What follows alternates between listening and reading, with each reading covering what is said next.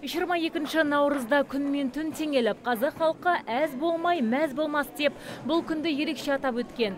Сол бабалардан қалған ұлы мирасты жаңғырту мақсатында халыққа қызмет көрсету орталығының мамандары дәстүрлі мерекені барлық сән салтанатымен өткізді.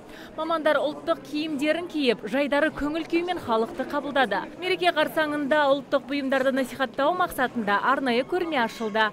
Түркістан қаласында болса, мамандандырылған халыққа қызмет көрсету орталығының ресми ашылу салтанатына орай департамент ұлыстың ұлы күнін кең көлемде тойламақ.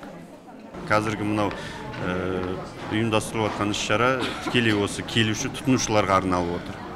Осы рухани жаңғыру деген бағдарламаға сәйкес қолөнер бұйымдары бар, солар таныстыру келген азаматтарға. Сонымен қатар 30-31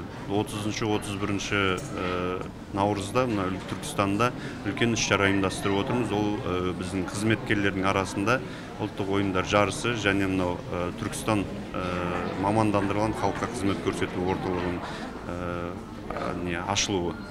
Наурыз мерекесін атап өтуге бюджеттен ақша бөлінбеген, келушілер үшін жайылған дастарханды толығымен орталық қызметкерлері ұйымдастырған. Мекемеге тиісті құжатын рәсімдеуге келген Ханифа Қалметова тұрғындар үшін ақ дастархан жайған, мамандарға алғысын білдірді.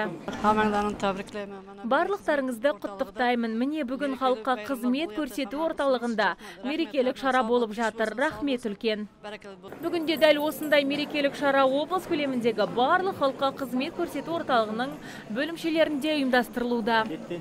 Азиза Мадияр, Антон Семенов, Абзал Турабеков, ТВК телеарнасының жаңалықтар қызметі.